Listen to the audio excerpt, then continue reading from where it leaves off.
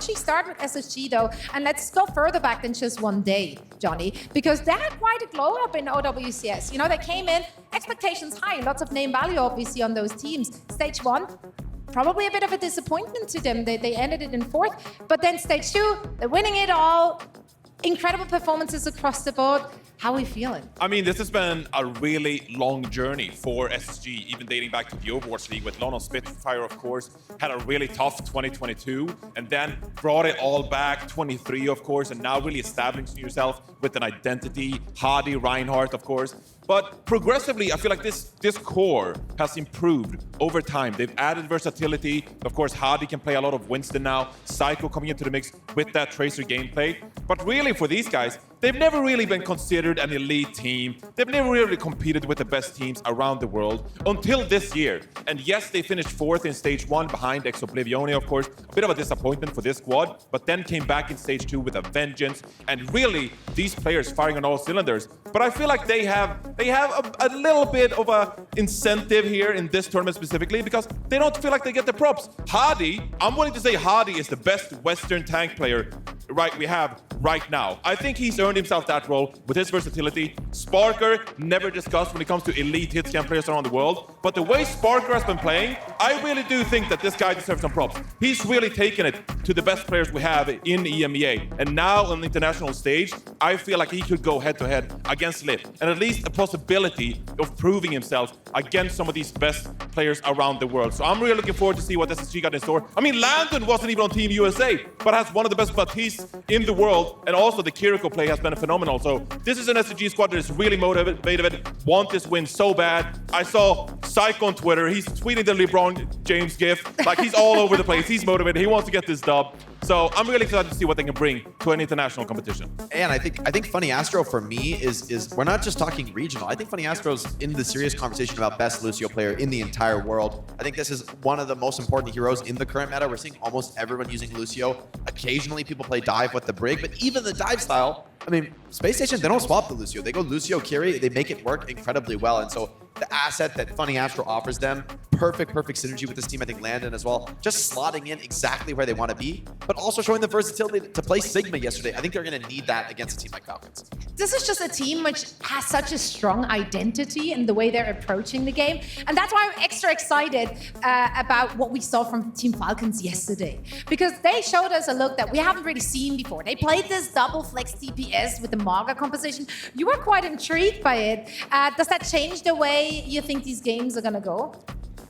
For me, after watching Falcons and Crazy Raccoon yesterday, I think this is the read of the meta. For me, it is this Mauga rush. I mean, for me, what Ent showed, the Sigma playing very slow defensively, protecting the hit scan, trying to counter these Mauga rushes, I think that's the best thing you can do, and it just fell flat. I mean, you got one draw against Falcons. I do think SSG is a stronger team. I think they have a better shot against Falcons, but for me, the teams coming out of the APAC region are just head and shoulders above the competition right now. No one has made really more than a dent in the armor. I think you've got to look at Proper as, yes, he's been playing hit scan for the most part in this season. A lot of people have been talking about as Lip as the best hit scan, but for me, the place Proper is undoubtedly the best in the world is when it comes to flexibility outside of hit scan. He's elite on the hit scan, but when he brings out the Genji, I mean, I think also world class. When it's the Tracer, also world class. No other DPS player in the world has as many heroes where he's in consideration for top 1. For me, with Fielder's Ana, how consistent he was landing these aggressive bio-nades, yes, you're going to die a lot. When the Mauga runs in, Lucio comes in, the Ana's left hanging out to dry, but Fielder makes it work with absolutely no resources.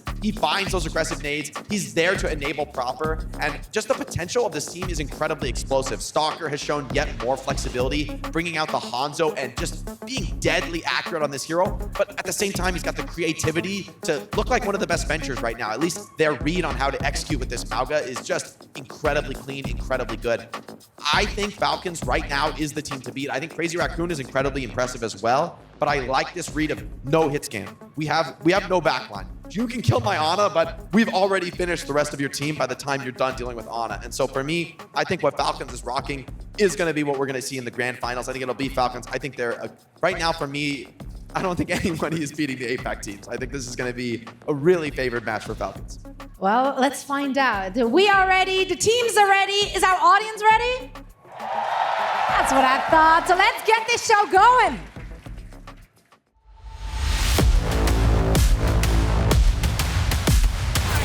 They clutch up in the final seconds. And M80 aren't out of this just yet.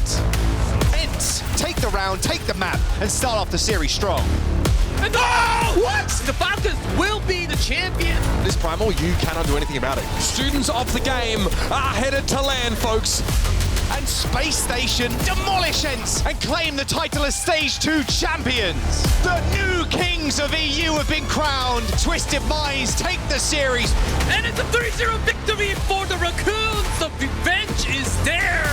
Toronto Defiant tower over the competition and they are back-to-back stage champions.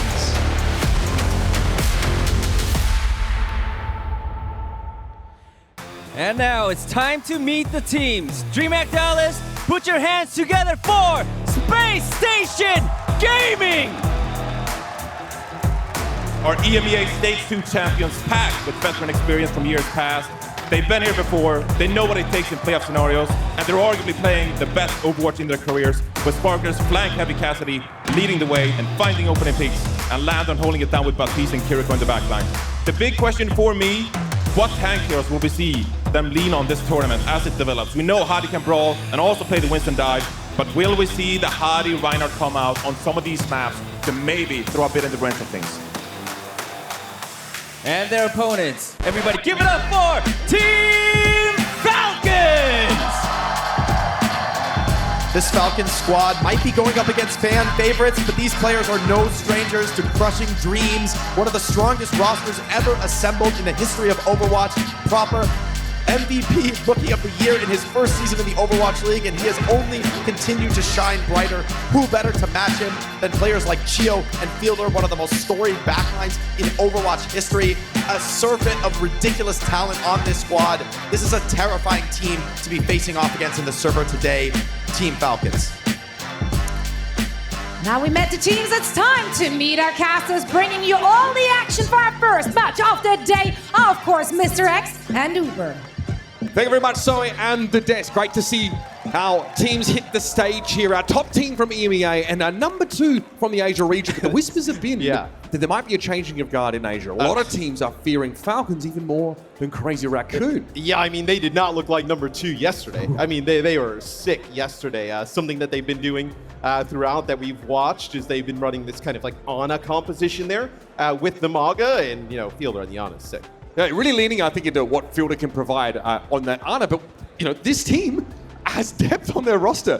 When they want to play the Baptiste, Majid comes in, looked really good on that role. He said, I'm not really playing ERE right now. My job is to play that Baptiste. And of course, that you can use Smurf and Hanbin interchangeably here. There's a ridiculous amount of depth. Something that, of course, the Raccoons also boast in the tank position. But this is arguably the more veteran squad of our APAC representatives. A terrifying backline. In the first map today will be Ilios. Not the best draw here for SSG. I did love yesterday, right? I know it's like, oh, well, let's try and take Falcons to a map, or maybe they don't play the Maga. It's like, okay, well, they have Hanbin.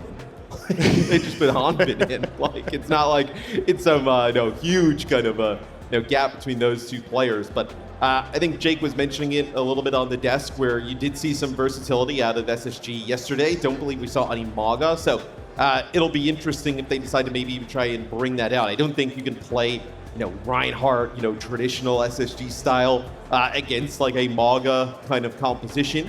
Hadi obviously has been working on lots of different tanks for a while in terms of getting up to speed or up to the highest caliber of skill on them. So maybe you see like a Sigma here from Hadi, but why'd you make that noise? It feels a little rough. Because also, you got to bear in mind that our teams from Asia also aren't afraid to play dive. They can play dive. If there are maps that require it. I think Ilios, out of all the control maps, is the kind of stage where that's very viable. We've seen a lot, like, let's take Ruins, for example, right? We have seen teams want to play Sigma, play the left side, or play Reinhardt in the pit and brawl out. Malka just seems to be far more suited on so many of those contexts here. And it's something that Europe hasn't really adopted at the same rate. But I think it was Laya that was saying that, this one comp, this Malka comp, a lot of regions are it's just starting to creep into a lot of regions. Well, the one thing that Falcons has been doing, though, is, right, they've been playing it with, like, Genji Venture, which is something that's a little bit different. So SSG playing a little bit slower, maybe around, like, a Spark or kind of Cassidy, with how aggressive you're going to be with, you know, Maga, Venture, Genji in combination with an Ana. It's going to be real difficult keeping that Cassidy alive. We're not always so direct when we ask players questions, I think, about their matches, but when we spoke, you know, I think when we spoke with a few teams, and I think when we spoke to Ents, Kai, we just asked Kai, why did you lose to SSG? Just straight up. You know, try to give a direct question. He said, well, Sparker was flanking all the time, and he absolutely ruined us. You know, and look, to have a team call out one player as the reason for them being unraveled, and of course, the context is that was that EMEA Stage 2 final. But that was a big problem. So Spacestation here have got a lot of tools and a deadly arsenal, but they're dealing with the Falcons here, who've already shown dominance on stage yesterday. SSG know they're up against it. And what better way to really examine these regions? Take the best from Europe and take the second seed from Asia. And if this isn't close, if our Falcons team just rolls over them, then I fear for any region who wants to challenge Asia right now. Yeah, and I highly doubt that Falcons is going to let Sparker just kind of wander around in those flanks, kind of like how Ents was talking about. So as we get into game, obviously still some time to, you know, make some changes across the board. Spacestation, this is something you can definitely see them play, right? You know, this is in their wheelhouse of compositions that feel good. Yeah, it's right up their alley, folks.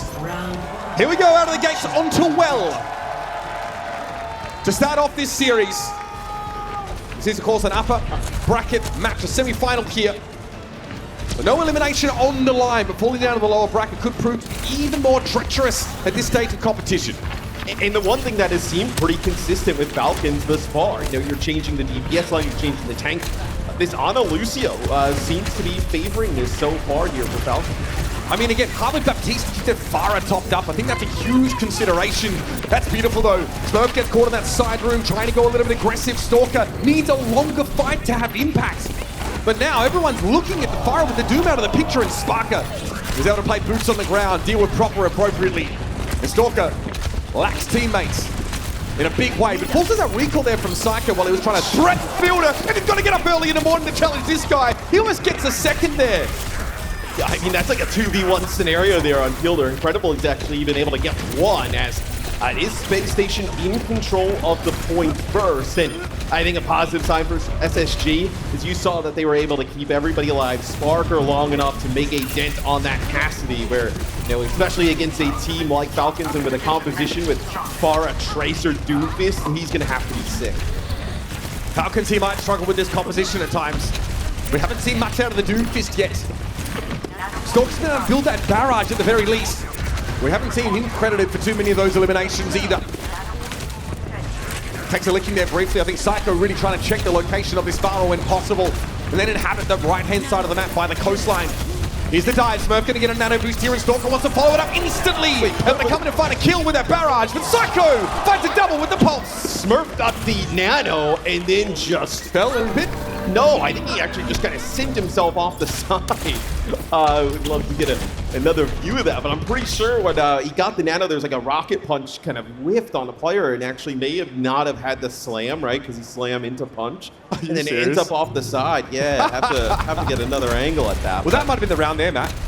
Danger Nano, you don't have beat to play within Space Station, are in a very strong position, ultimate economy-wise. Maybe a magic moment from Proper to salvage this situation may be in order. Landon, Immortality Field has to use it for himself here, but here's the response. Sound barrier for Space Station, they turn, and after the threat of the Doomfist, Sparker eventually able to bring him down. Fielder, elsewhere, got picked off by Psycho. What a chaser show we're seeing from Psycho here, and this round is over. Yeah, I was just thinking that as well. You know, how we said we had to see Sparker really play at a high level. Psycho here to open things up. It's been fantastic. Stalker going to go over, play the Sojourn here at the end, just trying to keep this one in overtime for Falcons. It's got to be a proper pulse. It's got to be something pretty brilliant here to save this round. Maybe spoke a little too soon, but Falcons can only really trickle in at this point. Here's that sound barrier. Chigo finally able to build it up. How do Falcons make use of this window? They get rid of Sparker. Here's the Annihilation though. Landon's Immortality Field has expired. That protection layer is gone for Space Station. In fact, SSG might opt at some point in this fight to give it up, but Landon's kept alive. Psycho turns up at just the right time, and Proper is down. Now Falcons are running on fumes. Forced to back away. Fielder takes a lot of poke and uses a Suzu there. Maybe just a window to get some healing through that invulnerability. Psycho's patient. He's ready. Fielder eventually brought down now. Pulse Bomb doesn't quite connect, but we'll open up the space. Meteor strike. Honestly, even if you thought that Space Station would get off to a great start, you probably don't even think it looks as good as that. I mean, now that looked really strong there for SSG in our first point on Ilios. Can they do it again? Put Falcons on the back foot in this series. So this is a point here. You know, on Lighthouse you can play, obviously. Mog is really strong here going into this type of area. Looks like potentially hovering the Venture, though, for Falcons with a little bit of a different look. Smurf really did punch off the map on the Nano Boost. That probably was around there, just kind of being tossed away. Really hard to come back from that for Falcons. Maybe some jitters, despite the ridiculous veterancy of this team. We have a Life Weaver here with Chio. Proper on the Pharah. Yeah, so we saw them run this with the Life Weaver the other day with the Pharah in play. You can use that pedal to kind of get that Pharah up in the sky without using, I know a lot of the propellers. I like this guy. Quite low as it is Hottie now on the Winston. So these are two tanks that we've seen from Hottie thus far. They're going to be really effective. But Psycho yet again making plays to the back line there with Astro. But this dive composition feels very powerful against what the Falcons are trying to do. Yeah, especially with the Life Weaver. They switch it up over to the Brick here. And they're going to mirror this dive. Stalker switches over to the Echo. Yeah, and I mean, this is something that Falcons obviously should be extremely strong on. No Lucio in play. I think you're really doing this because Psycho's been making really nice plays to the back line, trying to keep Fielder up. So now the question, can Space Station hang with Falcons in the dive? This will be a huge proof of concept for this team. Proper has to recall there. Funny Astro ensures it. Threatening, he can't recall again, he has to go back to the Mega. That's going to open up a bit of space here on the point. Gio as well, sees Psycho go to chase Proper down, and is able to defend him, but Fielder's in trouble. He's in deep trouble. And we get topped up briefly. Sparker though has an off angle. He's undetected right now, but Hardy gets burnt down by the focusing beam. Again, it's Proper under pressure. This time Landon finishes the job. But in the meantime, Proper was able to find Funny Astro. Falcons have the numbers and they've flipped the point. Yeah, and I think SSG, they actually thought they had a kill there onto Fielder as Psycho finishes off Smurf. I mean, you're still going to have to back up here. You're not going to be able to just kind of you have a window run in straight away. You do have a slight window here as the point probably will end up flipping off of that. Just a one kill on the Winston. Smurf charging too deep. Hardy now in the primal rage. Looks like he's inside that mega room, so Falcons are going to struggle. Stalker just got nanoed, kept alive. He'll be waiting for an opportunity to make a duplication. Does it look like Winston is the option here? Gio also made that rally happen, and there's a Proper pole. Sparker out of the picture. That's the Cassidy gone. Looks like the Falcons will be able to flip it back pretty quickly. Much more back and forth round here. Yeah, I mean, this one, this is the type of pace, though, I feel like that Falcons is totally fine with, right? They want to play this really fast, aggressive style, allowing Proper to just kind of run around and the Tracer do as he pleases. You'll get up to near a tie game here when this next fight will kind of break down. It's the big difference. Yeah, Astro has beat. I mean, this is huge. Here's that primal from Smurf this time. Funny Astro, one of the best at manufacturing these environmental kills. Hardy slept. Okay, oh, Stalker. Oh, I don't know if he knew he was within the shot there. Smurf brought down that bubble, not even broken by Deadeye. Very, very low as the Winston for the Falcons zone. They've lost Gio. Still a point flip back here as the Space Station take their time. Hardy got slept there, so they couldn't push with him, and eventually he's brought down. Sticky bomb from Stalker. That's another one for the Echo. This could be a problem for Space Station, and Falcons are going to equalize yet again. Scaling up. Fights everywhere. I mean, that is there's Sparker going to push all the way in towards the other team's mega health pack there. Is Stalker still with this dude? You'll probably end up building a nano here for Falcons during this fight. So pretty large advantage here for Falcons coming on in. I think the equalizer here would be Psycho landing a pulse bomb. It's had a pretty good map thus far. Looping a healer is an option for Stalker, the Winston as well. Oh, the potential here. Hardy didn't burst down too quickly. It's so hard to play against the Echo. It's so hard to predict when you need to leave. Well, now the chase down will be here. Falcons now within one fight of winning the rounds. Yeah, it looks like Landon actually kind of like went to go through the Suzu in there for Hottie so he could stay in maybe for a second longer. And Hottie jumped out, just missed, and ended up burning down that Winston as we get into OT. Desperation here for SSG. Still be Falcons tying it up. A lively back and forth. The dive mirror. Fun to see something a little bit different there, and it's pretty clear that Spacestation quite solid with that composition. I mean, Hardy ground out that Winston for 2 years in the Overwatch League. It wasn't pretty to start with, I think we can all agree. But by the end of that second season, it was very good. Right, so this is what we saw Falcons play a decent amount of yesterday, except Fielder on the Ana instead of the Baptiste. So we'll see if this is what they decide to stick on. But Space Station, I think if you're obviously not going to match this, we haven't seen so far this weekend anybody match this kind of like Maga v Maga. Sigma is kind of the consensus answer to that. I mean, you're making it's a really face, struggling but against this comp, Matt. On Antarctic Peninsula. in theory, if you play it at a really high level, though, it can be very difficult to dislodge the Sigma. Hardy here will opt to take the high ground start. Proper on the Genji. Terrifying. Builder on the Baptiste, maybe less, commonly selected for him. Oh, they're going in. Oh my goodness. Okay, Smurf feigns it. Goes off to the right-hand side. Hits the masonry. Sorkilo definitely indicating he wanted to go in and fight there. Space Station had to back up here. They had to try and give Hardy some space, but he's been offered none. Immortality Field, Hardy was playing outside of it, Matt. Yeah, I mean, you're also asking a lot from Potty, right? No, you say, okay, this is the answer in terms of composition, right? Potty is not, in theory, a player you would say is a Sigma player, right? No, slightly different. I actually like this switch. So we were talking a little bit about this in the back earlier today.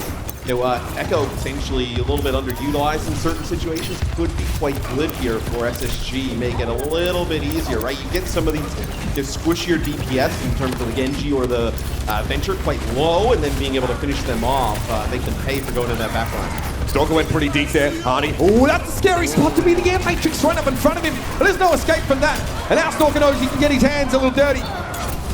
Only a couple kills there for Space Station. Hard to bounce back after losing your Sigma first again.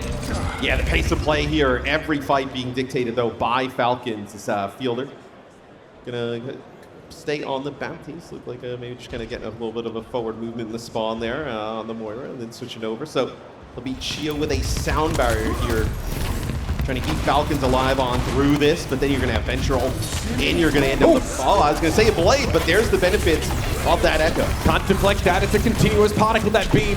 The Genji gets brought down. Immortality Field this time looks like it did its job because Hardy is still standing. The sound barrier from Funny Astro, though, can't be discounted in its role in making sure the front line of Space Station can hold strong. He was so weak there. The Immortality Field and the sound barrier are able to kind of keep him alive. That's what it takes against this comp, man. Yeah, I mean, it is so deadly as... see now Stalker actually switch over to Tracer here. So Tracer always pretty good against the Echo, where at least it seems maybe they've given a little bit more trouble than usual. Whereas Venture can't really interact with Echo much of the time. Basically like ships in the night. Well, Echo can interact with you in fairness. Okay, here's the Flux. Oh, I think Smurf got caught in that one. That's a big one. Good purchase, but Immortality Field is there for just that reason. Falcons able to heal up most of the damage done there. Cardiac Overdrive in play. Okay, cage fight. Immortality Field was there though for Space Station, and they're happy to throw down. Smurf is removed. Spark is able to break them out of there.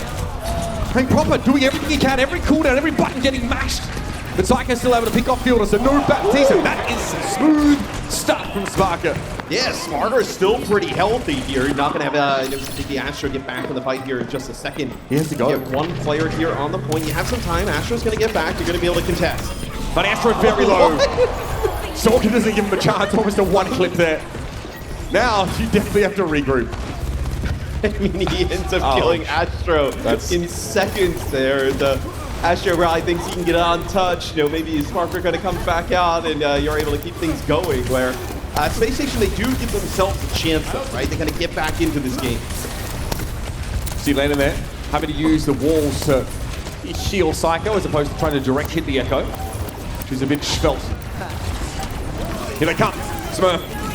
At the front, it's going to be a Soundberry here for Team Falcons, and Sparker gets crunched immediately. Immortality field for Stalker, he thinks about it, but it wasn't that important because all the Space Station were playing outside of it. Soundberry gives him a window, it gives him some time. Smurf eventually falls to the focusing beam, but now that Echo of Psycho is under some serious pressure. Space Station off the point they need to touch, but Astro is too low, and Stalker lives up to his name. No escape. And that'll be Falcons taking Ilios away.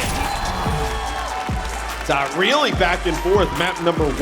I think if you're a fan of SSG, it's still a pretty good sign, even though in a loss. Because now you can pick a map that you think in theory could definitely play to your playstyle much better than Ilios can, right? Ilios is probably one of the worst maps in the pool you could get in terms of control. To be fair, I think a team like Space Station is probably going to be better at handling it than most.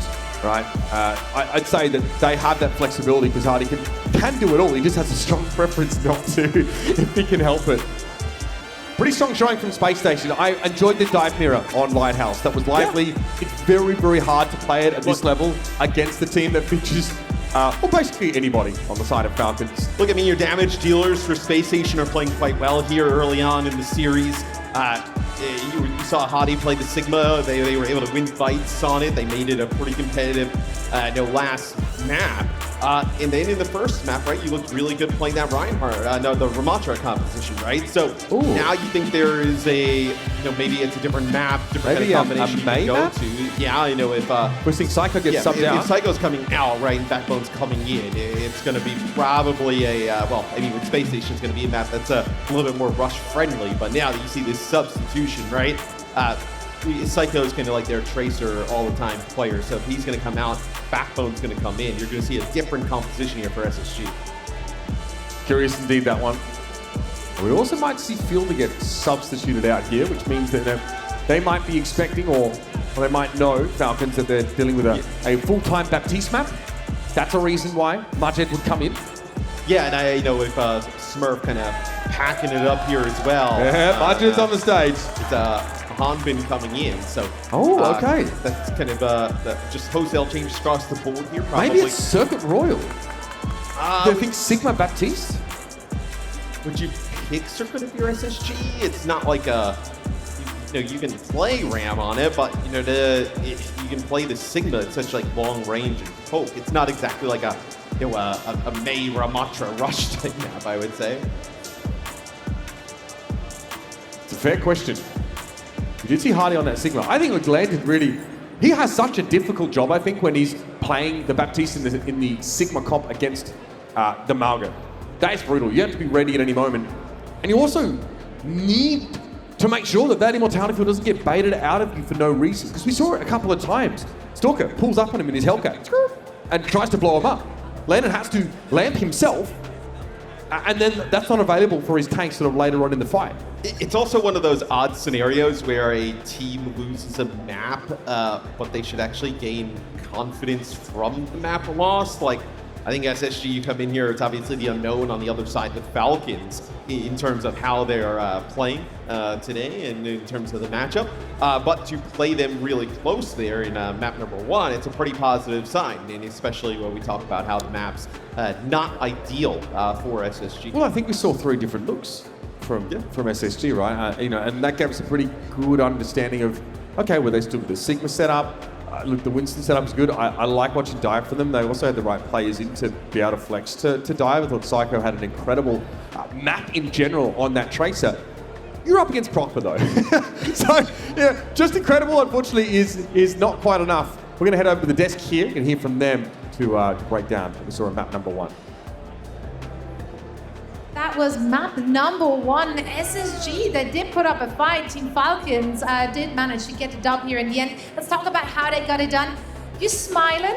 Why are we smiling over here, Jay? I'm smiling because Junkbuck, you fell for the Doomfist bait again. It's Winston. You know this. You already know this. Don't even tell you. It's a kryptonite. You just gotta play Winston. Smurf on the Winston, so different. I feel like the pace change when that hero came out of the dive was really huge. I mean, honestly, map 1, I was really impressed. Sparker looked great. Psycho was lighting it up on the Tracer. I was a little worried. I was like, wait, what is this Doom Pharah comp? This is a little bit too much of a cook. They come on Lightweaver. I'm like, all right, well, come on now. If you're SSG, that was honestly a bit of a freebie. You're like, oh, they're rolling out Doomfist. Like, we win this round here, and now you're up. 1 round to nothing on control, you feel like you want to close this one out, right? And they got pretty close. Lighthouse was pretty competitive as well. You know, that Hardy death on the point where he didn't get Susan by Lando because there was some, you know, missed timings there. It's really unfortunate, right? But really good signs for SSG overall. The series is not over by any margin. Yes, Falcons have been looking really good at this brawl composition with the Genji, with the Venture. And I mean, Falcons is one of the few teams that can actually play this comp at this level because they have 2 really flexible damage players. So it's really hard to prepare for. Like, you haven't practiced against this comp that much this series or before the series, right? So Falcons, they're looking dominant on this composition. If I'm SSG, I feel like I want to shy away from this Mauga composition being played because you just get overrun on this Sigma, and it's really hard to position correctly and get a good pre-fight positioning to work around this Mauga. The problem, though, is, you know, if you're Falcons, you've stolen away Space Station Gaming's biggest strength. The strength we talk about every time we talk about this team is their ability to play rush. They're so effective. They can bring you to these close-range maps.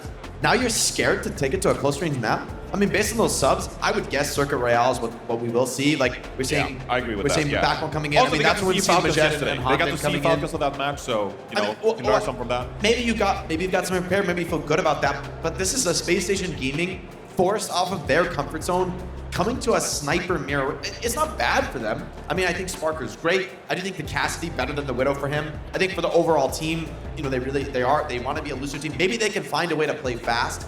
On Circuit Royale in the past, we've seen some like very aggressive sim comps actually be really effective on Circuit Royale because of how popular Sigma is. Sometimes you can catch them off guard, but even a Rhine, dare I say, maybe like a Ram Rhine with a sim and a Mei, cutting off that Sigma from any kind of support and punishing him. Maybe you can attack some of the flexibility issues, but with Majet and Shio in, you could always go back to a rush mirror for Falcons. We have talked a lot about this specific map pick format though, and how do you plan for this? I do think that we could make the case that maybe Space Station, they feel a bit comfortable on some of these hybrid maps, perhaps even like Flashpoint and Push to an extent, but you want to get the escort pick out early to avoid potentially playing Falcons on Gibraltar, for example, a team that they are really good on dive for. So maybe you feel like early in the series, we lost control, we just want to get the escort map out of the way, but we feel pretty confident still on hybrid. So I don't necessarily feel like just because hypothetically we're thinking maybe they pick Circuit Royale, that doesn't mean that that's SSG's best map. That could just be the way they strategize about this mapping format. I still feel that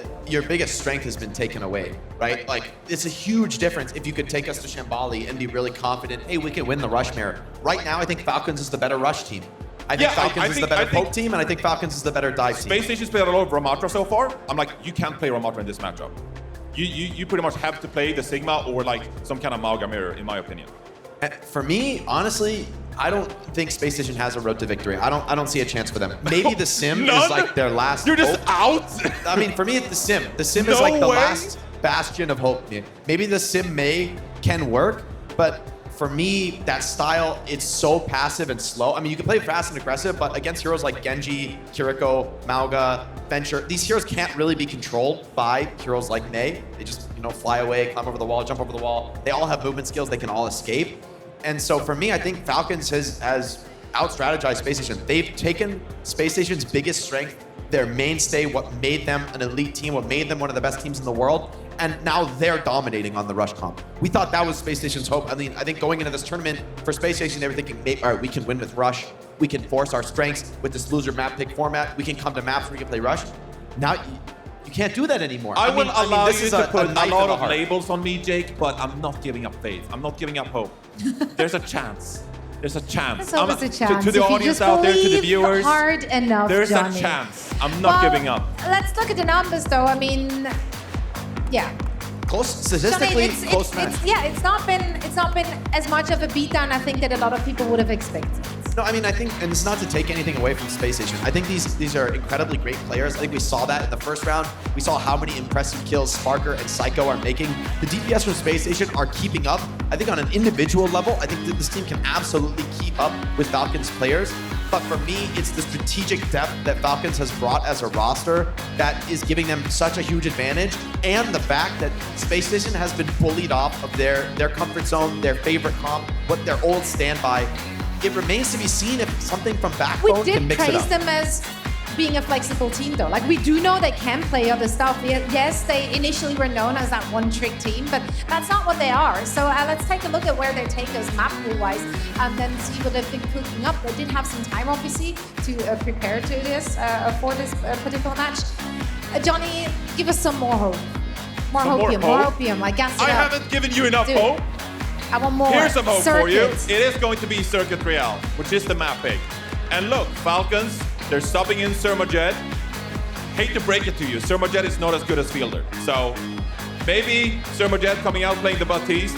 I still think that SSG, they're positioning themselves to get the worst out of Falcons in this regard and trying to at least find some key to victory here. I do still have faith in SSG here. Maybe you do block the Gibraltar, and so I don't hate the pick. I mean, I think there's wisdom to it. I think if I'm Christopher in this position, I'd probably make the same choice. I just mean I feel that there's like a degree of strategic inevitability here. I think the road back for SSG is the worst possible scenario where you're relying on like essentially widow gapping proper.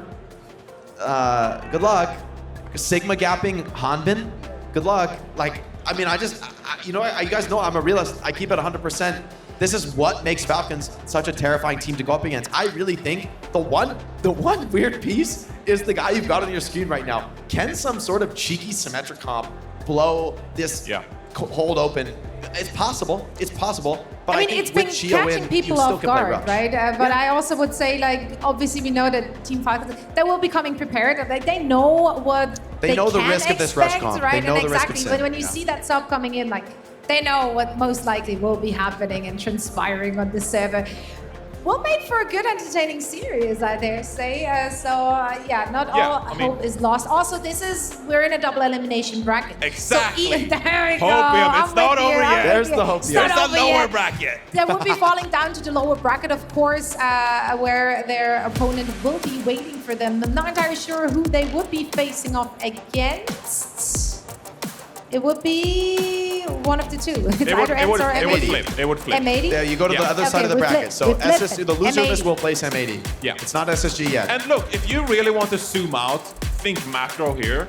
I do think that Falcons, with this venture composition with the Genji and the Mauga, that's kind of like the composition to beat, right? So not only in this series are you thinking like, how can we beat Falcons in this series? But if on all these other teams, even M80 to an extent, right? Toronto Defiant, what is our answer to this Mauga, Venture, Genji, Brawl composition? Because the pace that Falcons play with this composition, it's unmatched. Like, it's because of the brawliness of that composition, the pace they're playing at is just something you haven't really practiced against. So the entire weekend, really, you don't really scrim that much in your off time. It's hard to schedule these scrims. You can't always play scrim against opponents, of course. So you have very limited practice time to figure out answers, adaptations. You're sitting back at the hotel in the room and just like, well, guys, what do we do here? That is kind of like But the approach, frustrating right? So thing here it is, you have to like come up with small alterations all the time to try and break down this composition. Because I think you agree with me, Jake, that Falcons right now, when they play that role composition, that is the composition to beat. How do we figure that out? I think what Psycho bringing out the Echo there in the final round of Ilios, I actually love the Echo response. I think Echo has a very, very favorite matchup into both DPS, Genji, and Venture. I think Mauga, although you can shoot up at Echo, it's really not what you want to do, right? You want to be getting on top of those supports, cleaning up players close to the ground who can't really escape from you. Echo's also pretty good at damaging Mauga. Copy Mauga, super effective. So I think the Echo's a great pick. But you also became exposed now. Stalker back to Tracer, and I mean, he ate them alive on the Tracer. And a different player can't replicate. That's what I want to hit on here, because the important thing to remember here, if you're looking at that roster, yes, this composition looks scary and people haven't figured it out yet, but the real scary thing lies within the fact that they don't care if they have to switch off of that because they can play everything on the highest level regardless. These individual players have such a deep hero pool. They're not worried about having to switch it up. It's only the first layer. That's what's so scary. What I'm really excited for, frankly, is Crazy Raccoon versus Falcons. I think that'll be the first time we're really going to see the layers of innovation. We're not there yet, Jake, please. I know. We're not there yet. I know. Give us some time. You think at some point in this tournament that won't happen? At some point. It is very likely. Upper, lower bracket. Very likely. If this doesn't, I'm going to lose it if we don't get to see that match. Come on. Maybe it won't be in the next match. Maybe. I love your enthusiasm. Why do you- That's all.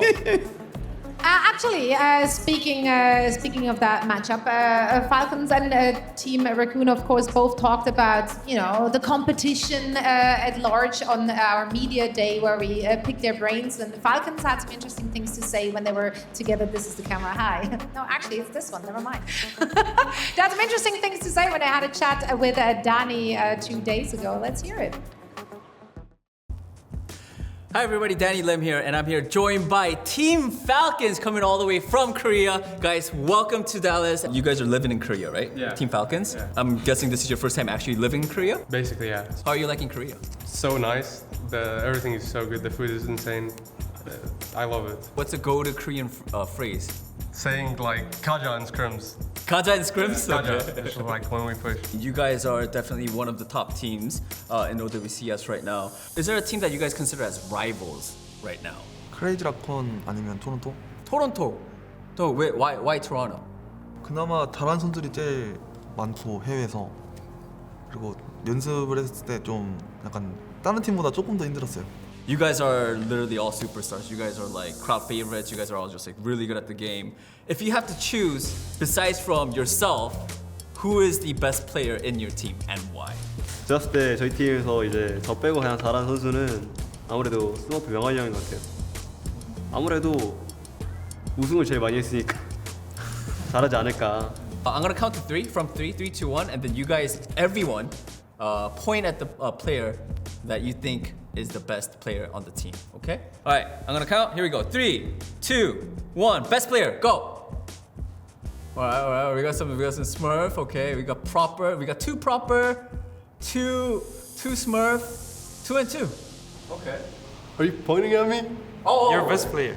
Thank you, all right, bro. Smurf, why'd you pick Sir Majan? He's best player. Best World player? champion. Eh? World champion. World I champion. appreciate you, bro. Thank you. He's world champion. Do you guys like feel pressure to perform because there's so many big names in the group? I don't think there's a pressure. We're just gonna have fun and then beat everyone. How confident are you guys that you guys could win the whole event? 100%. 100%? 100%. 무조건 저희가 이긴다. 저도 지금 무조건 이긴다 생각하긴 해요. 무조건이죠. 저도. 100%. Everyone says 100% they're gonna win it. All right, let's see if that comes true. Team Falcons, thank you so much for taking the time to do the interview. And yeah, let's say bye to the camera, everybody. Thank you so much. Bye bye. Bye bye. Bye bye. Bye bye. I mean, has there ever been a singular interview where the answer was, "Oh no, I think we're gonna lose. It's gonna be a beatdown." But for these guys, that's You gotta this come is in real. confident. That's real have confidence. to. That's confidence born of experience. That's a different level. There's nothing false about that. I mean, rightfully so. The performance we've seen thus far, looking like pretty stiff competition. They have a target on their back, of course, when you're performing like that. Let's see if SSG can get something done in map number 2, as they're currently down 0-1. Let's send it back over to Uber and Mr. X to hear from them about all the action. What do you want to know? So he Anything looked in over at us particular, or- like to make sure we were still here. But we've been here the entire time. And as you try to talk to us, just pick the mic up. That doesn't do anything when they turn it off, you know. I know. Oh! They turn it back on. What do you want? Just What do you want keep to? What do you us on our want toes, to? man. What do you want to know? Like, what do you want to hear from us? Anything. How's your day going? Pretty good. New hobbies? Trying to stay alive at DreamHack. That's my current hobby. Yeah, Jack's nodding. It's an experience. Mitch has been pretty It is- angry. it's a There's somebody gaming over at the festival, my VR man. station that's better dressed than him. So Yeah, he's who is that built person? this. We need to vibe. The Yeah. guy has great taste in shirts. I'm not going to lie. We're back, of course, everybody, with map number 2 just around the corner. And I was right. I'm not going to gloat too much, but Circuit Royale was the pick here. It's a common one, I think, if you don't want to get Gibraltared. So, not a huge shock. That's why, of course, we see some switch-ups on the Falcon side. Margin comes in, Hanvin comes in, Baptiste Sigma seems like a very solid approach. And it's something that I think you were hinting at, Matt. Yeah, SSG can do, but maybe not a preference of theirs. You don't want to get Gibraltar. That's a new one. Yeah. Yeah, and look, you can. What they're hovering right now. This will be Falcons on defense. It looks like. So we'll get that one on the top of your screen swapped up. But this is what they ran the other day, right? They played the Life Weaver. They played the Life Weaver around that corner. Space Station. This is something kind of obviously in their wheelhouse. It's specialty. They might stay on this sim, gang. Yeah, buddy, we're keeping the sim. All right. Let's see how this goes down. So you can also, like, you can know that they're going to do this, but I imagine trying to find somebody to play against who plays this at a high level and try and scrim or practice against something like this is almost near impossible. As Spacestation really the only team who plays competitions like this is it's going to be Immortality Field. They're used to pumping up. They're just getting some space. Yeah, they need to keep Hardy standing. That's the problem. Yes, he got an Immortality Field map, but he didn't get enough healing. Finding a disconnect there, but landed. Uses the Exo boots to get some height. Landed with 2. Hang on. You lost Hardy, but you've still got a bit to go on with now. Chio a little bit low, needs to back away. A question here from Space Station as they thunder in towards the underpass. Yeah, I mean, in theory, right, Falcons should end up being able to kind of create distance between themselves and Space Station, and then with the damage from the Hanzo and the Pharah, able to win that long game. That's a huge one there, taking out Funny Astro. So who kills Stalker here? I think it's kind of almost a little bit of like, let's see if we can go and get enough players where it's like Landon or somebody else can kind of finish Stalker off. That's kind of the game. They had kind of playing with fire there for a second. Kaya was dies. Stalker using that pedal around that corner to not have to hit that ground off. Space Station have to go fast.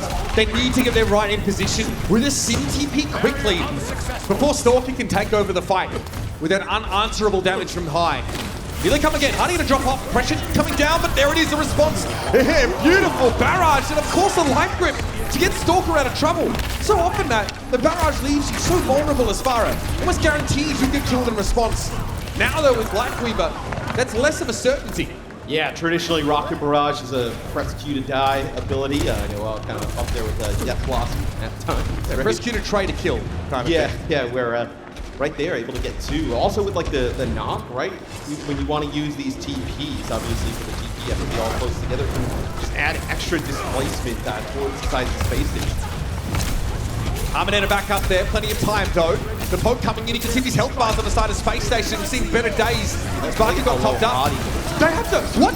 Okay, they have to use the Immortality Field already. They won't have it to respond to this flux. I think they have to use beat just to like get around this corner. Not good. Back up. Yeah, I mean. The flux though wasn't ever really triggered by Hanbin. I think he was satisfied with the disengagement there. Here's a Blizzard. Okay, it's going to be used pretty defensively though now as the pressure starts them out on Hardy with proper the Dragon Strike to cut the back line off from the front. Tree of Black though, good healing as those pulses come out. The Immortality Field is down for Falcons. They want to push up. The Maywall's going to make it hard though. And Matrix, Shadow came out there. Copper and Geo both got caught, and there's Hardy running over the top of them. Finally, Space Station have a chance to reach, but Stalker's found 2. Unlikely that's going to be enough though for Falcons. Yeah, it's a really nice Maywall there from Backbone. They end up dropping in Ant Matrix. They get a kill off the back of that, and then the Maywall falls right into the shadow there from Hardy. And a classic combo there for Space Station as they get that first checkpoint. And now some, just a change here for Falcons. It'll be Hanbin now playing the Maga. So we'll see how this Reinhardt can go toe-to-toe with the Maga. Sigma doesn't cope well with, someone getting up in his face normally. And the Symmetra means that the Falcons can't really avoid that. That has to be an early ice block for Backbone. He's in trouble. The poke damage has been pretty impactful from Stalker. Make no mistake though, Space Station have the ability to circumvent that and start a fight on their own terms if this Sim TP works out. Prompt's a little bit low. He's back in the fight instantly. A lot of card progress here though for Space Station. You're going to have a sound barrier here for this next fight as well. Ant Matrix 2, so you're taking a lot of this poke damage for Space Station, but you're getting lots of support value out of it. Symmetra Wall comes up now, that poke damage essentially nullified for Falcons, and look at how quickly Space Station looked to take advantage. They pushed up. Now work just around that little kiosk display. That'll just be pokes and prods from Sparker. Backbone trying to do much the same, but he's a bit more exposed over on the card. He'll need to be topped up. Here's an Ant Matrix TP now for Space Station to get past it, and Hardy, it's running over them again. Munch and proper fall. Hardy now has a chance to get topped back up. What a nuisance this guy has been. Hanbin really struggling to have any impact, and Backbone's threatening to move the card up. Space Station had to use the Maywall, but it's worked brilliantly. Falcons now have to try and contest here desperately just before the checkpoint. Tree of Life comes out. Stop for Hanbin, but it's going to get frozen stiff here. Amalgus Kill gets dragged out of the fight though. His life grip from Chio connects onto the tank. What a shutout! Classic Hardy, folks. Space Station, get another tick. Yeah, I mean, those sim turrets in the doorway, a little bit of a car wash action there as everybody for Falcons just starts to funnel out of that. So, team kill there for Space Station, but they were able to get so much payload progress out towards that second checkpoint. And you mentioned like the chip damage coming down from Falcons, but you're able to heal it up so fast there for Space Station that you gave Funny Astro and Landon both support ultimates coming into that last fight. And again, you can see how impactful this poke damage is. It really means Space Station has to be careful about how and when they engage. Especially because they now have to contend with this high ground advantage that naturally is afforded to Falcons. They want to push up though, create some artificial high ground with the pedal. Harvey wants to drop down now, pressure that Hardy's shield, which really has to be put away awful quick once those miniguns start rattling. But look, they've circumvented Harvey entirely. They've gone around the Malga. They've taken up the high ground, and now the map has been flipped. Harvey plays low. Look at him drag them in. Stalker got life gripped out a little bit early there, but the cage fight is still going to make it hard for Space Station to get away from this engagement. But they're happy with it. They want to fight. They want to brawl. And they're more than ready to throw down as Hardman drags him in. Yeah, I mean, the longer these fights go, right, the sim starts to ramp up in it. It's a cage fight. It's actually an amp matrix up on the high ground from Landon as well. Funny Astro with a nice beat. Look at this, the TP gets right on top of Servajet. They take him out. That is a huge kill. No healers. I think you were a little bit worried about, how this Reinhardt would play into the Mog. It's looked pretty good so far. Random falls there, can't get back on the same side of the sim wall. The Stalk had nowhere to go. He basically got trapped by the May wall, and that's a pretty impressive time to work with. Space Station give the map down and show why they're not afraid to play Ryan almost anywhere. And look, you get the sim TPs, you start getting that Ryan into positions that you normally do not expect. Nobody in the world, I was going to say does it better, but nobody in the world does it at all outside of Space Station. Still correct. At the moment. So we'll see now what they decide to do on defense. I think the more interesting thing is what in the world do you do with your Falcons, right? You're going to play like a Sigma and try and move up and methodically take space. Are you going to try the Maga into this? What exactly is kind of the game plan here, right? Even last year, the Space Station core were playing Reinhardt on Watchpoint Gibraltar. Any map, it didn't matter. Because the Symmetra allowed them to circumvent so much of the verticality that they lacked. Allowed them to get Hardy time and time again in positions for this Reinhardt actually to be effective. Those situations are narrow most of the time. Sparker offers a heck of a lot more than the ability to reposition the rest of this team on the sim. The damage as it ramps up is terrifying, and Hardman can't do much about it. Potentially a spawn hole here. You think? It's like, I think that's what we're setting up for potentially here. As Falcons and door will open up. All right, so the Genji comp here. So we've been talking a lot about this. Servajet just throws eye openings and they get switch here over to the back. But see how this goes against that Ryan. I mean, it's a very good brawl composition. Immortality goes instantly. Venture is so well suited to this, and that's why they've been preferable to Tracer. Look at that! You just tucked out under the hammer swing! Again, Tracer was often the go-to in these brawl compositions, but she couldn't hang in the fight like Venture can. You gotta just drop down, duck up, have some CC as well. Plus good burst damage in a melee that tears you to shreds. I mean, eventually fits so great into compositions like this with that Maka. Typically, yeah, you mentioned this would be a spot that occupied by Tracer, but just so much extra championship about that added survivability as well with the Venture in play. So this will actually be Adi now making an adjustment, goes over to Sigma here as they'll keep the May and then bring in a Cassidy. Maywall though's effective. Proper though just walks up on them. He won't be denied. Accretion doesn't connect. Proper's able to avoid that. Stalker drill rushes back to safety as a Maywall seeks to try and catch someone from Falcons out. They're able to group up together once more. Love Venture ults here. You're also just building these support ultimates, right? As, here we go. It's going to be Hanvin going around the corner, Immortality Field fused, and now an Amp Matrix. That's a great stop. Immortality Field has been taken down. Stalker did get Sparker on the way out. And Cassidy is going to be the real part of this composition that Falcons want to try and dive upon over and over again. Proper now with no threat of that mag grenade or Cassidy headshots in play to be that much more aggressive. Maywall here just to stall the blitz, and also to the same effect here. Perhaps Backbone's expected to switch off at some point, but no one really affected by that May ult. Space Station will give up the first checkpoint. Yeah, you're in an even fight there at one point there, and it just comes down to that Space Station not able to keep Hottie alive, right? They lose Hottie, even with both damage dealers alive and then one down for Falcons. It's still impossible for them to get that Maga out of position. Blizzard used there by Backbone, maybe thinking if Sparker comes back into the fight, you get Landon there as well, and you're able to keep things going. Not the case, as that is a Gravitic Flux, that is a swing and a miss here, a Blade. These are rarely missed from Proper. That is a Blade combo with a cage fight, and that is a fight win there for Falcons. Cage fight synergizes so well with Genji. He does not have the travel far to complete those kills. Sparko comes back on spawn and takes Chigo down. This could be an issue when it comes to Falcons properly capping his checkpoint. Space Station back with 5 here, and a Lucio for the attackers.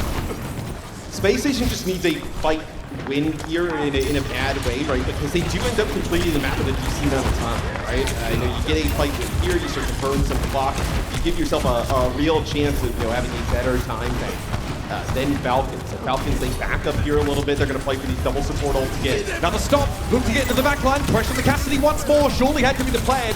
Landon's immortality field only keeps Sparker up for so long, but it's traded back. Hanbin falls. The immortality field there for Marjet. Not quite enough to keep him standing. There's still a dominant showing from Falcons. It's another checkpoint guaranteed. And it seems like Space Station is potentially here just trying to get out and test, but the Backbone in the ice block, and was not able to get it though. As Funny Astro actually used it. They come back. They're going to have a go at this, but they've lost Backbone already. Accretion connects with Hanbin, but he seems unperturbed. The Stalker gets in the back line and deals with Landon. That venture, absolutely filthy. 4 minutes and 13 to play. What I was going to talk about was that Space Station just seems like they're choosing between two pretty bad options, in the sense that when the Maga Slam comes in, they were running the Cassidy, so the Cassidy's going to take big damage there with Landon. So do you use Immortality Field and all the Baptiste cooldowns there and then just sacrifice Hottie? Do you just lose your damage dealer but then also potentially lose your backline? It's a no-win scenario there for Space Station Gaming with those types of decisions. Dragon Blade is here for Proper once more, and a sound barrier going to be used to start the fight. Proper absolutely in this one. It's going to be Funny Astro removed first, and Space Station do not seek to use in the ultimates they've banked. Hardy has no chance to find a good flux there anyway. They are making it look easy with this composition. We've seen them running now with the Baptiste. We've seen it also run with the Ana when Fielder is in, but the combination of Maga, Venture, Genji seems to be extremely strong. It's hard for Hardy to get a good flux here as well because of how dispersed Falcons are over the points. They start to make their way in with the card. Hardy steps up and look at that, blown up instantly. No chance for Landon to get that immortality field in play. A Blizzard, that's a pretty good one, but Harman's playing from outside of it. It is enough for Backbone to get in and deal with Stalker, but Landon's fallen. An immortality field, not an option. Once more, Funny Astro will be staggered simply out on the cart. Here's a Sojourn play, but Sparker only has a little bit of mobility. Once that's been exhausted, he's in trouble. Here's that cage fight. Kinetic grasp here from Hardy. Good time by as Hardy goes lower and lower. Eventually going to be removed. Now a chance of that gravitic flux. Should it be required? It looks like Space Station have been able to hold. Just barely. You see how difficult it is to take down that Maga. You need like a whole spawn cycle of players. Space Station makes some changes here, so they'll have the Echo. We've seen the Echo used early on in this series against this type of composition. Now also they'll have a Flux here to use in this next fight. So we'll see Flux overclock, right? Stalker's going back up in the sky. They've got to know about this. Down here, so. Drill Rush used to gain a bit of height here. Cardiac Overdrive in play now. Gravitic Flux will be the answer. Sparker with overclock from that high ground, can't do much. But Marjet, and out of nowhere appears Stalker. Sparker's taken down, but Harman was the casualty of that gravitic flux. It's Backbone getting traded, at least able to pick off a player with that focusing beam. And again, Space Station set their feet. With Hardy standing, Falcons cannot advance. And now they're at risk of falling behind in time bank. If they switch off the Venture here, it might just be a little bit harder to kind of like access the backline. You saw there when the pop-up happens, not able to get towards that high ground completely. Also the Tracer, as we talked about, really effective against the Echo, but clock dwindling down here. Space Station with a chance for the better time bank. Blade Proper for a time, looked like he was having to sit on the low ground, but then heads upstairs, put pressure on Funny Astro, who has to drop down, and Hardy eventually falls to that blade itself. Backbone duped Amalga for a time, but he can't hang. And Sparker's going to step up and have a cry. 10 seconds separate these two teams. Still, SSG has to, I mean, look, their point A and B defense, not great. Even kind of point C all the way towards that end.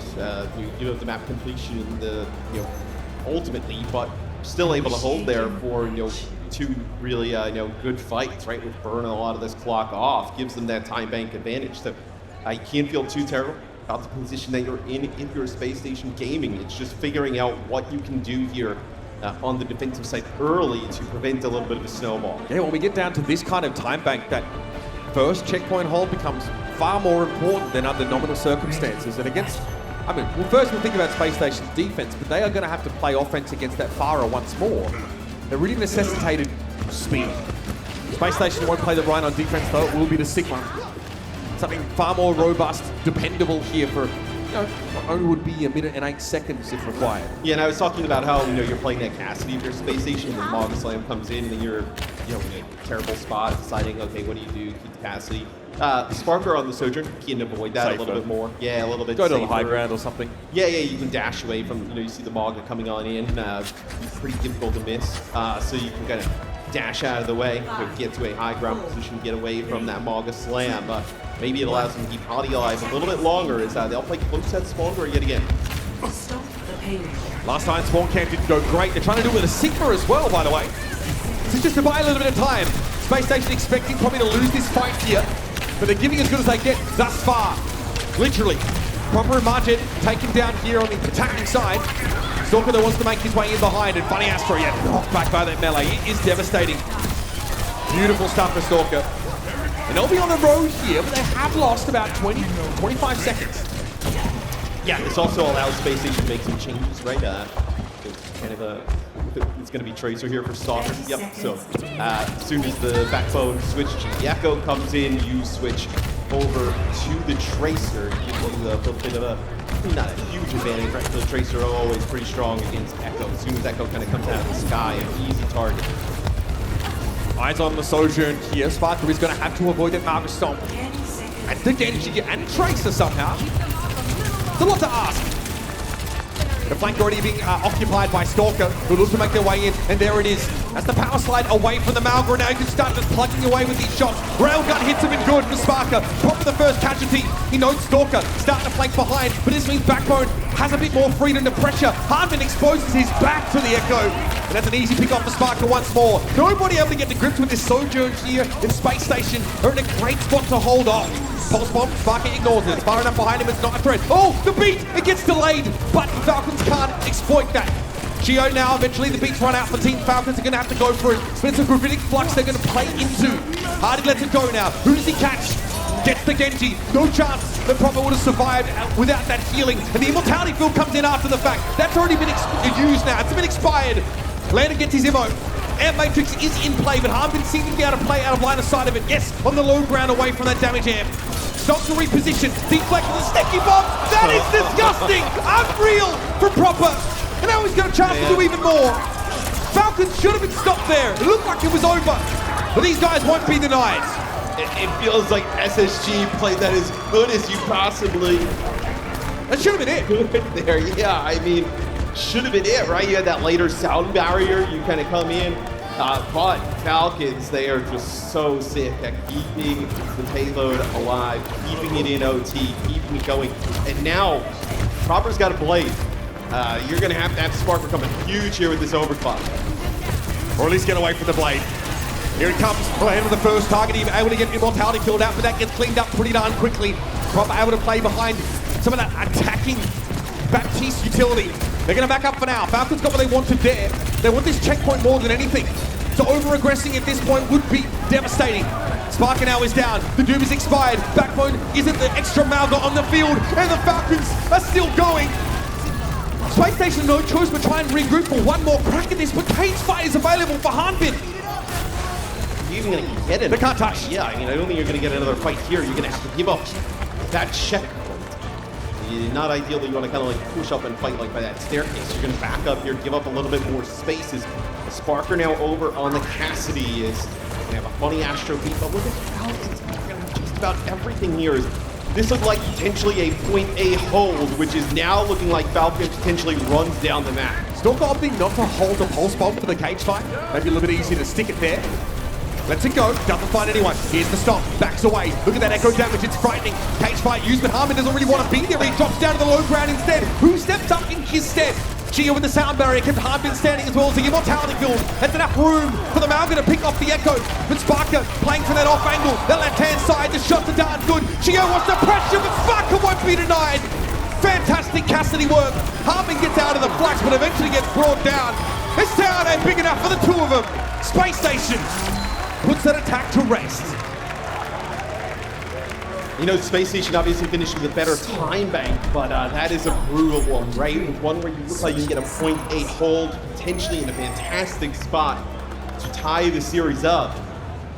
They got that fight win there, and then they kind of run down, you know, they don't complete the match, right? Thankfully for Spacestation, but you know, they get it past that second checkpoint, which is quite brutal given the situation they were in. The prospects for Spacestation don't feel great. We saw them struggle a little bit with that Lifeweaver Farah composition from Falcons. Yes, they may be getting the map done, sure. It took a little bit of a while to get going, right? It took a little bit of time for things to develop, so. And that's something that gets put to the test here in extra innings more than any other point. It's about that first checkpoint. Unfortunately, Falcons have made it even harder for you by just how far they've been able to get, and they instead opt to play the Venture over the Farah here, man. Yeah, it's quite interesting. You know, they come out on that comp, and then obviously something in the comps, they decide to go back, make this change. Maybe they feel like, yeah, okay, let's say you play this Farah-based composition, you lose a fight, you're going to switch off of it anyway. Where the clock is and how much you kind of draw on, right? Even if you lose a fight or two with this composition for Falcons, once they get the ultimates, once you get cage fight blade, you're good to go, right? You feel like it's an automatic win. By that time, you would be in OT. So, kind of playing the long game here for Falcons. Spacestation here want to try and circumvent an all-in brawl straight out of the gates here. And it's a Maga here for Spacestation, so we were wondering, like, will we actually see like a Maga v Maga matchup you actually do here early on? And it's actually the comp they were playing with the Reinhardt, but instead of the Reinhardt, they're playing Maga. This is anti-venture positioning as well. They don't want to run in and take a full fight straight out the doors against that. They know if they can outrange Venture, it's much easier to deal with them, especially with the Cassidy. Harmon quite low, that's the immortality field. Spacestation say, okay, we're going to use one of our own here. We can't lose any players, can't afford that with 37 seconds left. Sim starts to ramp up here. You can see just how devastating it is to Malga as it is anyone else. Chido there, get picked off, Backbone. Starting to put him in the microwave. But you burned about, I mean, you burned more than a minute of clock, right? So this is actually, you know, obviously Spacestation, you get the part rolling, everybody claps, but it's actually pretty good for Falcons. Everybody clap, okay. Where, I know, proper builds basically a blade in that first fight. You get all of the time bank basically gone, right? But where the kind of golden box victory is, I mean, you're giving yourself a 4-fight potentially here. See, Stalker's ult charge, though, hasn't been able to be much of a factor in his last couple of fights. This time, though, different story, because Spacestation have nowhere else to go. Air Matrix is there. Falcons try and push through it, but Hardbin takes far too much damage to be kept in the fight. Another great fight for Spacestation. This time, you might have cause to get a little more excited. Yeah, I think the biggest thing for Spacestation here is you win that fight while holding on to that beat. You're desperately needing that beat for that blade that is just inevitable, right? So what you see from Falcons is proper go pretty deep. They're trying to make a play onto the way players get Funny Astro to have to drop that beat, commit it. Then even if you lose that fight, you come back to blade. But being able to hold on that sound barrier for Funny Astro is enormous. Air Matrix here is strong for Falcons, especially when they have the high ground. Spacestation don't have the option just to get off the card here. We are in overtime. For the slimmest second, if they were to leave, the round would end. That TP there, just to get Spacestation ready on the card. It's not an aggressive one. Here's an Air Matrix though, and instantly landing gets brought down. Symmetrical comes a little bit too late. Now the cage fight's going to force Spacestation to stand and deliver. And late cards, proper, too sharp for them. 4 with the blade. I might have seen an extra one there as Falcons close it out. And that's a map pick for Spacestation. That falls by the wayside. And that end sequence is kind of what I was talking about a little bit previously, is that proper goes in, the kill happens onto Landon so fast. At that time, you have no Baptiste. What are you forced to do? You're forced to use the sound barrier to kind of keep everybody alive. As soon as the sound barrier comes down, cage fight, keep everybody in place. The beat kind of wears off a little bit, and then a huge blade from Proper to seal the deal. Might have been a bona fide 5k there for Proper. I think he got landed at the start of that fight with a little melee. We see why cage fight is so synergistic with what Genji tries to do, and Tracer to some degree. Which is why we were a little surprised to see Stalker pulse sort of before that ultimate came down, but a very minor thing. Yeah, how do you feel about the Venture being sort of picked up there? I think, like, you know, Falcons really wanted to brawl and they wanted to spawn camp. Spacestation knew it. They played around that pretty elegantly. Yes, but I do feel like that Venture is extremely good. It was a marginal thing. Yeah, in combination with the Genji, I mean, it is just a pretty sick combo with the Mog in the mix. I mean, the amount of damage that comes down, you know, between Venture and Mauga Stomp. This is nerfed Mauga, by the way. Yeah, and then Proper with a dash. I mean, it is just lots of burst damage that there's almost no answer to. So really sick comp. For you know, SSG fan supporters, this game's actually been pretty close, you know, all throughout. So I think you feel pretty good about it. Now I expect them to fully pick one of the escort maps. I think, you know, whichever escort map they probably feel the best about in the pool is the hybrid map is where they decide to go. Is there a silver bullet at any point here for SSG? With a substitution now as Margin and Hanbin look to be put back on the bench. Yeah, and you know, just taking a look, it looks like everybody on you know, SSG got up. So not sure if we're going to see some subs for them, but you know, seeing Sermjet get up, seeing Hanbin probably leave, it'll be a different map, you know, completely with a different kind of lineup in. That's right. Let's listen to some winning comms here for Falcons. Let's see how they landed the plane there on Circuit Royal. Yeah, we combo Hanbin. 나갈 수 있어. 나 차 이러면 차. We can go. Yeah, go. 3, 2, 1, I'm ulting. Push. Lucy one. Sam, no beat, Sam. I lump you. 나이스. 마오가. 나이스. Yeah, winning moments here for Team Falcons. Unlucky, some might say. Obviously, SSG. That was not luck or unluck. Well, you know, the good old Genji 5K to close it all out with. Quite frankly, though, it was incredibly impressive what both of these teams have showed there. You know, SSG, they set themselves up well there. They had more time to spare as well. But then it all crumbled. Like, what an incredible OT push we saw from Team Falcons on the back of incredible individual performances. I mean, individually, right? When you're counter-picking Falcons to force Stalker to play Tracer. That's the position you're in.